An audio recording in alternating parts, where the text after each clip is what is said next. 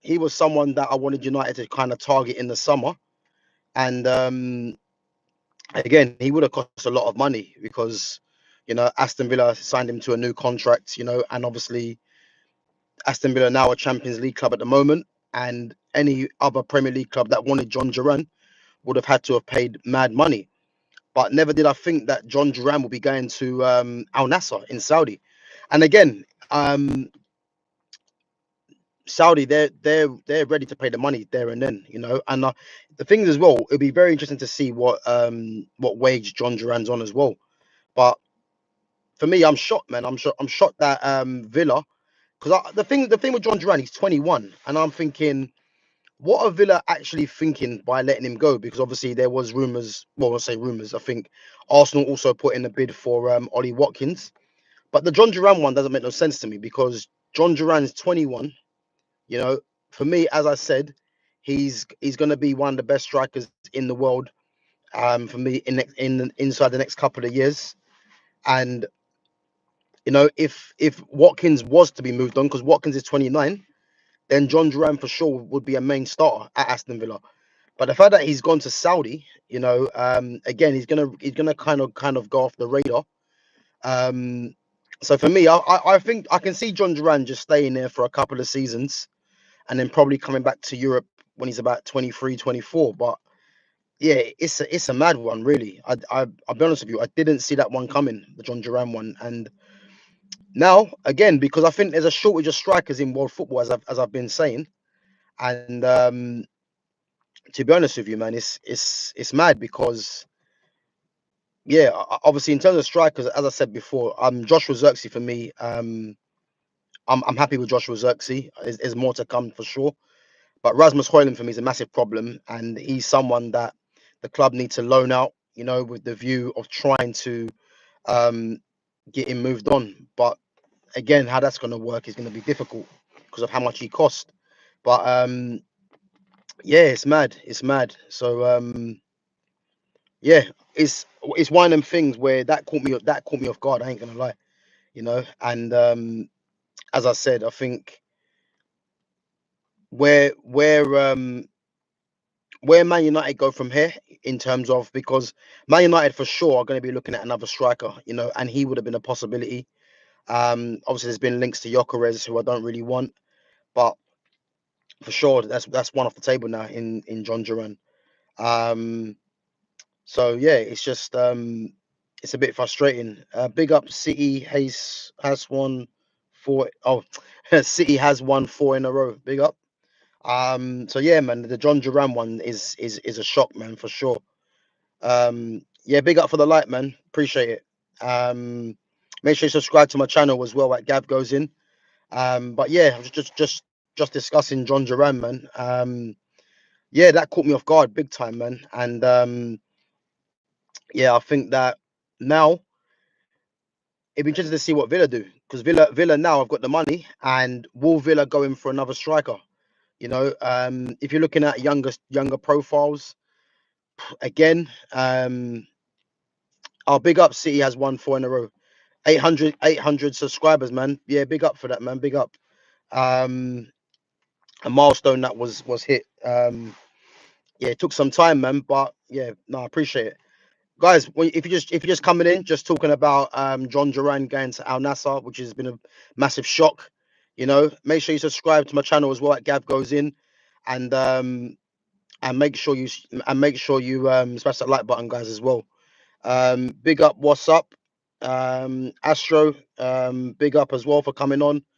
Um, yeah, big up, guys. Big up, man. But yeah, I thought it was a rumor as well, to be honest. C has won four in a row, but when I see it got announced last night, I was like, nah, this can't be serious. But yeah, man, it's just it's mad, if I'm honest, And I think, as I said, for sure, Aston Villa, there's been obviously interest in João Felix, and again, if they can get João Felix in, and they've lost John Duran, again, it's not a like for like replacement. But I think that obviously João Felix can play as a false nine. João Felix can play off the left, and it gives them options. Whether they go out and buy another striker, it's going to be interesting because, as I said, there ain't too many strikers out there, that are of a level that you would say, yeah, this is someone that you're gonna hang your hat on. Obviously, if you look at Harry Kane, Lewandowski, they're both the wrong side of 30, and then you got Erling Haaland, obviously signed a 9.5 year deal at Man City. In the Premier League, Alexander Isak, again, you're not going to get him at a Newcastle, and I think if Isak was to leave Newcastle, I think he's only going to go abroad to a Barcelona or to a Real Madrid, or even to a Bayern Munich, if Harry Kane was to leave. And as for the strikers in the Premiership, again, you're only looking at them two. Obviously, you got Xerxes at United, Johan Visser at Brentford. But I can't see any of the big clubs. If I'm actually Aston Villa, I'll put a bid in for Visser. If I'm honest, I think that'd be a good move. Um, Big up Eggy Mayo, looking fresh. Yeah, man, nice one. Bless. I can see Isak going to PSG or Madrid. You know what? Yeah, I think so. I mean, there's been talk of Liverpool. I don't see Newcastle selling Isak to Liverpool. I know they've been saying about um, obviously Newcastle need to sell either Isak or Bruno Guimaraes so they can start spending. But I don't think Liverpool. I don't think they're going to send him to Liverpool for sure. I think, yeah, if Isak was to move, you're looking at one of the big clubs abroad, man, for sure. Obviously he's played in Spain already, so Barca need someone to eventually replace Lewandowski, and he'll be perfect for Barcelona because he can link the play and go in behind as well. Real Madrid, obviously they've just signed Mbappe, and I know Mbappe is not a central striker, but if Vinicius Junior was to somehow move on, then you could play Mbappe from the left and have another central striker. So yeah, for me for sure, Isak would be going abroad. Again, PSG could be a possibility as well. So yeah, PSG, Barcelona, Real Madrid, and possibly Bayern Munich. I think you will see Isak go to. I don't think he'll move anywhere else in the league. But yeah, guys. On other news, again, I was saying the other day, I want Man United to be involved with some surprise signings. And did I think United would be in for Mattis Tell? No way. You know what? Man United need to do everything possible to get Mattis Tell in. 19 years of age, again, will be an upgrade in that position on the left hand side as a left 10. Obviously, can play through the middle, but he's not going to be playing there. But to be an upgrade on the likes of Garnacho and Rashford, and again, being of a similar age to the likes of Garnacho, that's actually younger. United need to try and get this deal done. I think United should try and do a deal where it's a loan with an obligation to buy. And I think that would be a great signing. Obviously, Mattis Tell was signed by Bayern Munich from Rennes when he was 16. Obviously hasn't really got game time, but again, his potential is massive. He's someone in terms of what United need. Pacing behind. Obviously 2 good feet as well.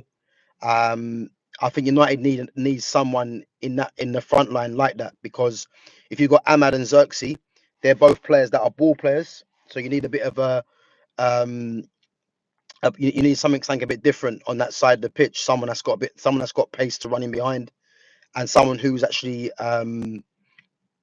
good off both feet and can score goals. And he'd be ideal. And obviously he fits the age profile as well.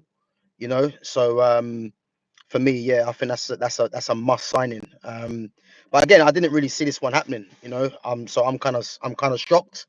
But for me, as I've said, moving out Garnacho, moving out Marcus Rashford, and getting in Mattis Tell, for me will signal that this club is going in the right direction. And I, for one,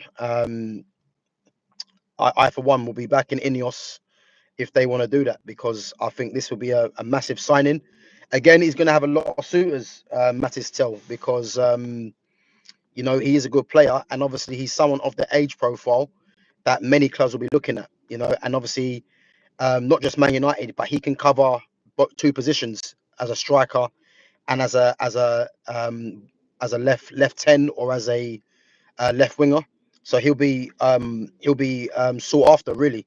But there's obviously rumours saying that he wants to choose Man United, and I'm hoping that's the case. Obviously, there's some ex Bayern Munich players at Man United that hopefully they've been on the phone to him. The likes of Joshua Zirkzee, Mazraoui, De Ligt, you know. So yeah, and I'm hoping that is a possibility. Um, yeah, big up City. City has won 4 in a row. Say for coming on. Um, big up Andy Foot. So, which team do you support, Man United or City? I'm a Man United supporter. Um, obviously, I can see your City. And to be honest, yeah, Man City. Yeah, they have been dominating for a while, but hopefully United can kind of come back and yeah, hopefully United can come back and they can start competing again. You know, because for too long it's just been City, City, City. You know, Liverpool obviously I've been competing with them as well, but it's been City all the way really. And I think United now need to kind of show the fan base that you know that they're trying to make serious moves and getting in a Mattis Tell, you know, and removing the likes of Garnacho and Rashford, as well as a few others. You know, I think that's a good start. Um, just going through some of the chat. So big up, Insane Gamer. Yeah, you come back on again, man. Big up. Um, Man City the best, but you can keep your own opinion. Yeah, Man City, for me, have been the best team ever since Pep took over and he started his dominance. Man City have been by far the best team. Obviously, Liverpool have been challenging them, and this season Liverpool have been the best team in the league. But yeah, Man City they've been the measuring stick. Let's be honest, and I think that again the Premier League is competitive, and you're gonna see a lot of teams trying to obviously invest and try and compete with Liverpool this season. The fact that Man City have gone into January and they've signed 3 players just shows you that yeah, they're not messing around. So yeah, it's mad. But just going back to United, for me, and I tweeted this today.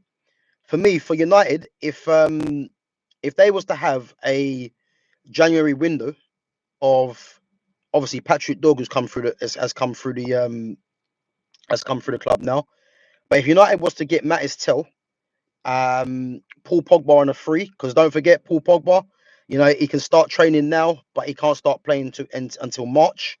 If United could get to go with Patrick Dorgu, um, Mattis Tell, Pogba on a free, and a Tyler Dibbling in this window, and then possibly get a Douglas Luiz on loan, and then you can remove Rashford, Garnacho, Casemiro's wages as well, and you get those players in. I'll tell you now, that will be that would be good. That would be good. And then obviously in the summer, you can look at removing some other players. Obviously some of the players will be their contracts will be up. But again, I want Carlos Baleba from Brighton. United have to make Carlos Baleba their main target for midfield for me in the summer. I think if United don't make him the main target, I can see him taking the same route as Caicedo. He's not going to cost as much as Caicedo for me, but he will be sought after, man, in the summer, because I think he's someone of his profile and the fact that he's left-footed as well. There ain't too many players in world football of that profile, you know. So United need to be in the ring for someone like that, and I think United can be in the ring for someone like that if they, as I said, get rid of Garnacho, Rashford, and Casemiro's wages. Obviously, Ericsson as well. Let him go on a free, and some of the others. You know what I mean? It's gonna be interesting. Big up Agnes 14ish. Big up. Andy Foot says Man United is the best team in the world. We won against City 2-1. Um, so Andy Foot, United currently aren't the best team in the world in terms of you know, history, fan base. You know, you would say they're up there along with the likes of Real Madrid, Barcelona, Bayern Munich. But in terms of the club at the moment, the football, United not even in the top 10, you know, and that's a crying shame from you know, from a club really that should really be up there, you know. But obviously there's work to do. And as I said, let's hope that Ineos are putting things together behind the scenes and giving Ruben Amorim the best chance to yeah, to try and compete, man. That's all we can ask. In terms of winning titles and winning leagues, winning Champions Leagues, these things are a long way away. You know, United need to be competing and getting in the right players. You know, the links that United have been, the players that United have been linked with, again, has been promising. So I think that yeah, that hopefully the good times are coming back. You know, it's going to take a long while, but I think you have to be positive. Yeah, big up Eggy Mayo. Yeah, I just spoke about that. John Duran gone to Saudi. Again, I'm shocked. I can't believe it. I mean, I can believe it, but I can't because, of course, he's gone there for the money. And again, he's only 21, so he might look at it as I'll go there for the money for a couple of seasons, and then by the time he comes back, he might be what 23, 24, and he'll still be sought after because of his age and obviously because of his quality. But I was looking at him as someone in the summer that United could potentially go for if they could try and offload Rasmus Højlund in the summer. But the fact that Duran's gone to Saudi, I didn't see that one coming. And again, it'll be interesting to see what Aston Villa do in the summer because they've got money now and they're going to need to strengthen, especially as Arsenal have put a bid in for Watkins. So you have to wait and see to see what Arsenal do there. But yeah, so Andy Foot says 2008 was the best season for Man United. Yeah, I agree. One of the best, obviously, Ronaldo, Rooney, Tevez. I think Berbatov might have been there as well. Anderson, Nani, Evra, Vidic, Rio. Who was right back? I think Wes Brown might have been right back. Van der Sar. Yeah, Park Ji Sung. You know, Man United had so much quality in that squad. Um, yeah, it was frightening to be fair. Um, but yeah, obviously United got to try and get a squad as close to that or even better than that. This is going to be the challenge, you know. Um, big up Mesh. So any tips on quitting smoking? I think someone asked for that in my last stream. Yeah, go to the gym, man. That might help, you know. But yeah, you want to stop the smoking, man. It's not a good look, and yeah, obviously it's going to give complications for your system, for your body. Um, Eggy Mayo says, if you were a pro, would you chase a legacy or chase the money? For me, Eggy Mayo, I'll like obviously my background is actually football. You know, I'm going to say this purely from someone that's played at academy level at professional clubs, and I will give anything to become a professional. You know, obviously, the boat's passed for that, really. But I'd give anything to become a professional. So for me, that's an easy one. I'll chase the legacy because there's no amount of money for me really that comes close to the love of football, and again, money's always going to be there if you're performing, and I know Saudi money would be too hard to turn down for someone like John Duran, but John Duran would have got paid big money regardless, and for me, it's a tough one because again, obviously everyone has a different mentality. But if John Duran was 27, 28, and Saudi came in for him, I'd be like, it's kind of obvious why he's gone there. But he's 21. He could go Saudi when he's like late 20s, like 30, 29, 30. And obviously if he's performing, he will still get the money. But the fact that he's gone there now, again, man, is surprising. But I think this is what's going on now, unfortunately. Um, so yeah, I remember you saying that on your last stream. Yeah, man, John Duran. I think, as I said to you, man, I'm still gonna say it. John Duran, man. I think John Duran's gonna be one of the best strikers in the world again in the next couple of seasons. But he's going Saudi, so that's gonna have to be put on hold because he's not really gonna be given that tag in Saudi. So we have to wait until he returns to Europe. Which again, who knows if he does return? You know what I mean? This is the thing. Um, my wife says, "What jobs do you want to apply for?" And I say, "I'm still waiting to play in goal for England." Yeah, listen, man. There's no other job like football, man. Um, the money in football now, man, is just gone through the roof. So Um, it will never be a better time to become a footballer now, man. If it's for the money, or if it's actually trying to become a footballer. Because back when I was breaking through, I think the quality. Well, no, I don't think the quality of players were a lot better than what you're seeing now for me coming through. You know, that's just my opinion. But I agree with your Duran analysis. He's done if he done it, yeah, 100%, man. 100% Eggy Mayer, man. He done it the complete wrong way around. He's 21 years of he's just turned 21 as well. You know, he should be going there when he's like 29, 30, not when he's 21. Where, but again, obviously, everyone's ambitions are different because it's quite clear that John Duran don't really care about winning Champions Leagues and winning league titles. He doesn't really care about that because for sure, this is a player that could have gone to Barcelona to replace Lewandowski. I think he would have been the ideal replacement because again, there ain't too many top strikers around world football of his age profile um in the game. So yeah, it's a bit of a surprising one, man, but it's been done now. But yeah, no, I was just mentioning about Mattis Tell, man. So for me, man, January window, Mattis Tell, Paul Pogba on the free, um, Tyler Dibling, top player from Southampton, and Douglas Luiz on loan.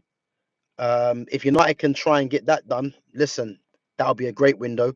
And again, in the summer, you look at players like Carlos Baleba, Angel Gomez will be available on the free. You got to bring him back home as well.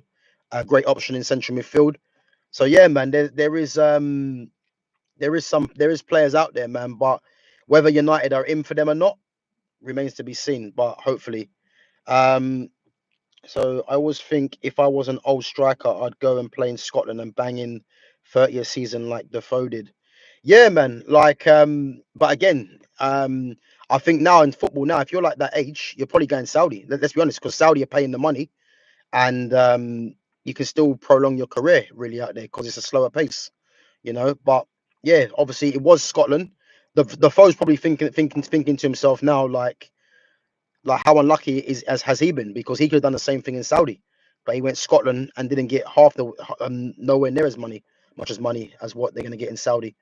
Um, Pogba is washed surely. Nah, no way, Eggy Merriman. Paul Pogba, regardless of how long he's been out of football, the quality will never leave him. You know what I mean? This is a player that, in terms of central midfield players, there's not one player in the world with his attributes. You know, the guy is 6 foot. He's strong. He's got a bit of pace. He's technical with both feet. He can shoot. He can pass. He can head the ball. You know, he's a powerful runner. Like he can score goals. He can assist. Like there isn't a weakness to his game.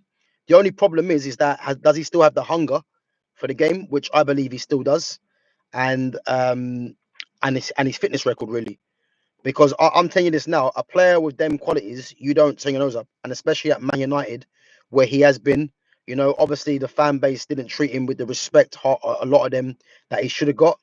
But for me, if Paul Pogba was to come back to Man United, I'd I'd I'd be one, I'd be surprised, but two, I'd be over the moon, man, because again, players like that you just don't turn down, and he's on a free as well, you know. So obviously he done like a little tease the other day with him and Ahmad, but I'm hoping that's gonna be a formality, you know. So, but yeah, we can pray, man. But I'm hoping. The levels are crazy. I played 5v5 against an ex League Two player and couldn't get near the ball.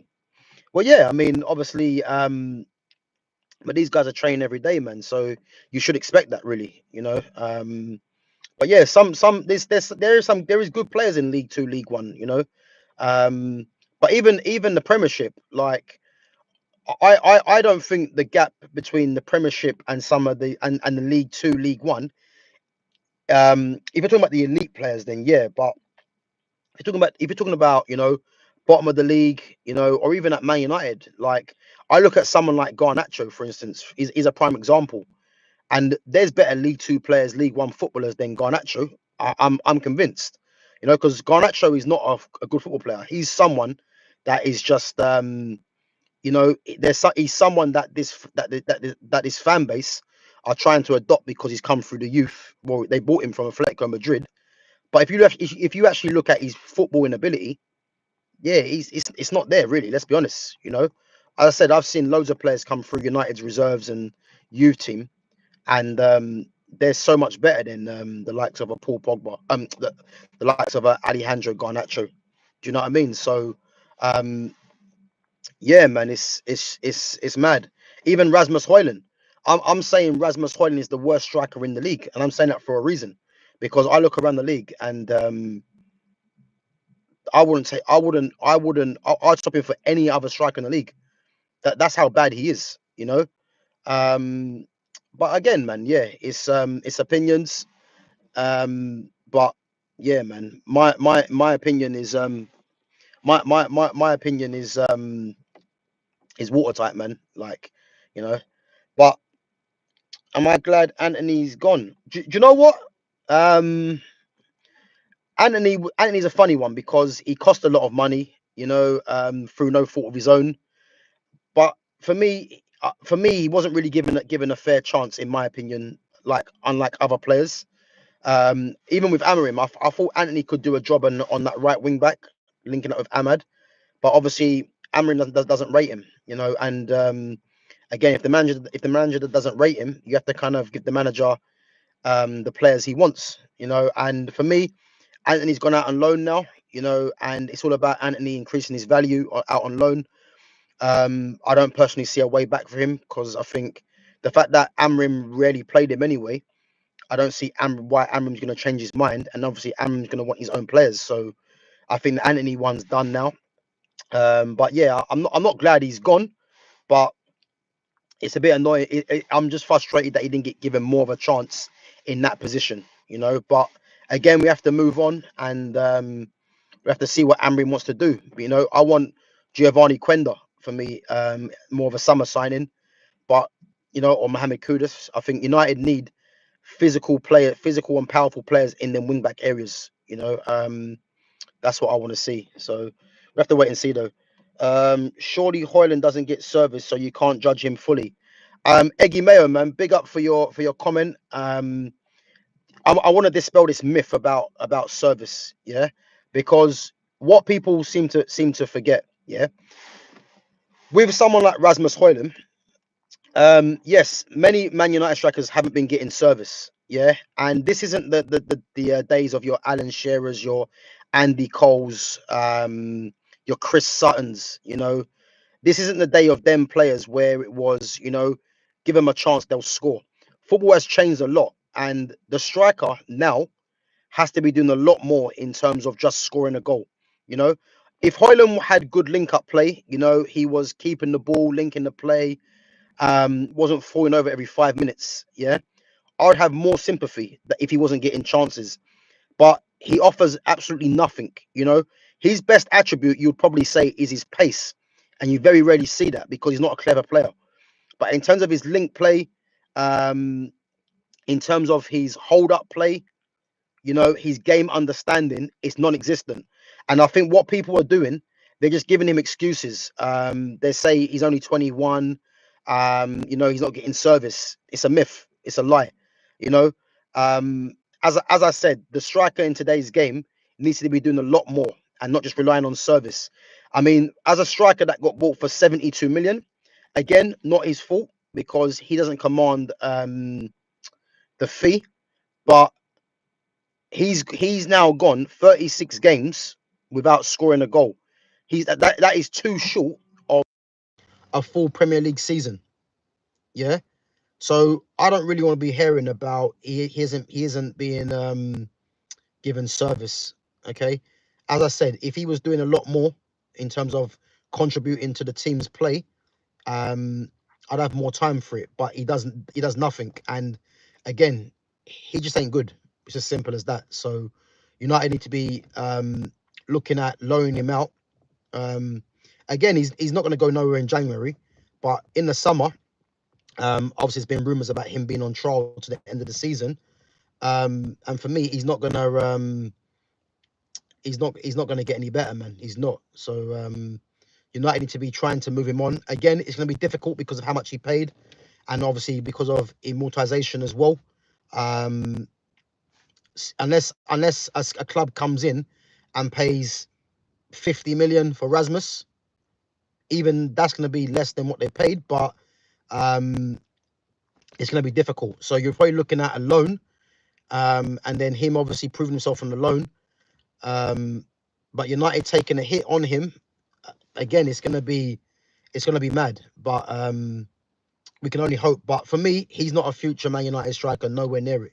So again, I understand what you're saying about the service, but that don't wash for me, man. Because yeah, there's plenty of players at Man United that haven't been given the service, but they have a general game, you know.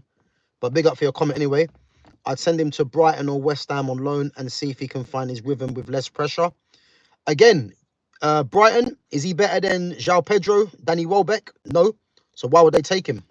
Even Evan Ferguson, I'll take Evan Ferguson over Rasmus Højlund. So again, he's quite limited as to where he can go. But if I'm Brighton, I wouldn't. There's no point Brighton taking him because he's not better than what they've got. Again, he has to go to somewhere where there isn't there's a space for him because they haven't got no one, or he's better than what they've got, and he's not better than João Pedro, Danny Welbeck, or Evan Ferguson that hasn't even been playing for me. And then at West Ham, they've got Antonio's out injured, Nicholas Füllkrug. Yeah, you could see him at West Ham, but again, West Ham play because they want to try and fit in Paqueta, Bowen, and Kudus.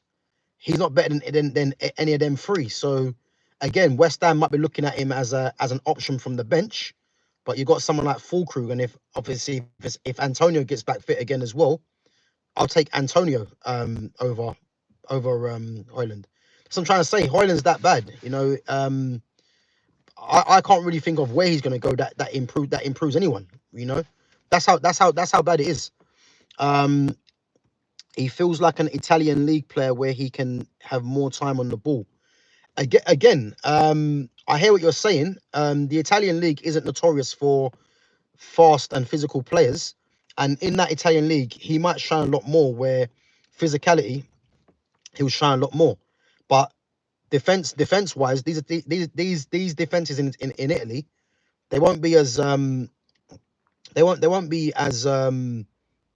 be worse than what the Premier League is. So he won't thrive as if people think he's going to thrive in there comfortably. I wouldn't be so sure. You know what I mean? So yeah, man, I wouldn't be so sure about that one. But yeah, big up for the comment. City has won 4 in a row. Big up for coming back. But yeah, guys, man, just a quick little stream. Obviously, I want to see some moves being made, you know, for Man United. Obviously, I want to see the Mattis Tell news. I want to see if there's any movement on the Garnacho and Rashford. I think if anything, obviously the window shuts on Tuesday. Them 2 deals probably might happen slightly later in the window. Hopefully it happens as soon as possible. Tomorrow, tonight, something can be breaking tonight. Hopefully, we'll have to wait and see, man. But guys, yeah, safe for coming on. As I said, make sure you smash that like button. Make sure you subscribe to my channel at GavGoesIn on YouTube, on Twitter, on Instagram, and on TikTok. And guys, yeah, make sure you catch us back. I'm gonna be back tomorrow, but I'm gonna be doing a live stream on Saturday at 2 o'clock. So one of the members, forgot his name. What's his name again? Oh, forgot his name. Oh, Elite Baller. That's the one. So I'm gonna be doing a stream with Elite Baller on Saturday at 2 p.m. So make sure, guys, you stream into that. You plug into that one. That'll be a good stream. We're trying to catch up about the Man United news and just football news around the world. And hopefully in that time there'll be some signings being made. I'm gonna ask him as well what he thinks about the current players and if there's any players that he thinks should have a chance at United and stay. And yeah, we're just gonna chop it up, man. But yeah, if you guys feel free to come through, man, on Saturday at 2 p.m. Obviously, I'm gonna plug it on the YouTube as well. Set your notifications as well, and come and watch that, guys, and give us some support, man. But yeah, safe for coming through. Keep firing your questions out, guys. Smash that like button, subscribe to my channel, and I'll catch you guys tomorrow. Let's hope there's some news that's gonna be breaking. Even if some news breaks tonight, guys, I'll come back on. So yeah, stay tuned in. Big up.